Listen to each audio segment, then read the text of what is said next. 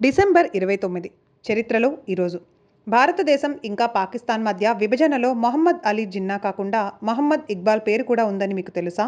అవును, మహమ్మద్ ఇక్బాల్ కూడా రెండు దేశాల సిద్ధాంతానికి పునాది వేశారు.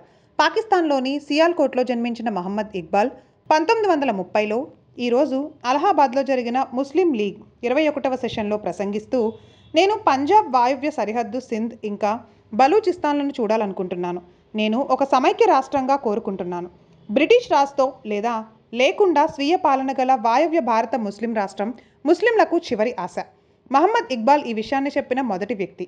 మహమ్మద్ ఇక్బాల్ ఈ ప్రసంగం ఇప్పుడు పాకిస్తాన్లో ఐడియా ఆఫ్ పాకిస్తాన్ పేరుతో బోధించబడుతోంది. ముస్లింలు తమ స్వంత ప్రత్యేక దేశం పొందే వరకు దేశంలో శాంతి ఉండదు అని ఇక్బాల్ నమ్మారు.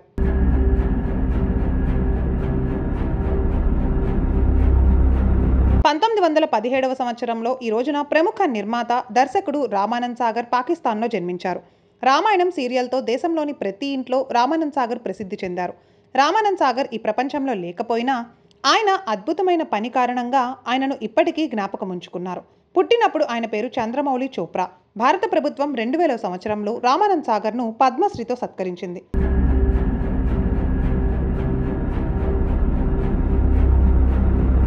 1942వ సంవత్సరంలో ఇదే రోజున హిందీ చిత్రాల తొలి సూపర్ స్టార్ రాజేష్ ఖన్నా అమృత్సర్లో జన్మించారు. రాజేష్ ఖన్నా ఒకదాని తర్వాత ఒకటిగా 14 సూపర్ హిట్ చిత్రాలను అందించి హిందీ చిత్రాలలో మొదటి సూపర్ స్టార్గా నిలిచారు. టాలెంట్ హంట్ పోటీలో గెలిచిన తర్వాత రాజేష్ ఖన్నా 1966లో ఆఖ్రీ ఖత్తో తన సినీ జీవితాన్ని ప్రారంభించారు. ఇది 1967 ఆస్కార్ అవార్డ్స్లో భారతదేశం అధికారిక ప్రవేశమైంది. రాజేష్ ఖన్నాను కాకా అని కూడా పిలిచేవారు. ఆయన దాదాపు 180 చిత్రాలలో పనిచేశాడు. వాటిలో 163 ఫీచర్ ఫిల్మ్లు ఇంకా 17 షార్ట్ ఫిల్మ్లు. రాజేష్ ఖన్నా 2012 జూలై 18న ముంబైలో మరణించారు.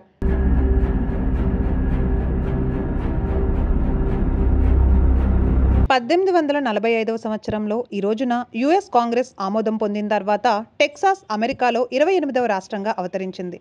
టెక్సాస్ రాజధాని ఆస్టిన్.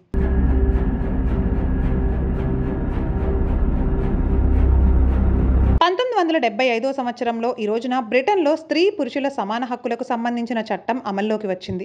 ఈ చట్టం కింద మహిళలు పురుషులకు సమాన వేతనం, హోదా కల్పించాలనే నిబంధన ఉండేది. ఆ తర్వాత బ్రిటన్లో అదే ఉద్యోగం కోసం పురుషుల కంటే మహిళలకు తక్కువ వేతనం ఇవ్వడం చట్టవిరుద్ధంగా మారింది. ఈ చట్టం ప్రకారం రోజువారీ ప్రసంగంలో కూడా మార్పులు చేయబడ్డాయి. ఉదాహరణకు ఫైర్ మ్యాన్కు బదులుగా ఫైర్ ఫైటర్ అనే పదాన్ని ఉపయోగించారు.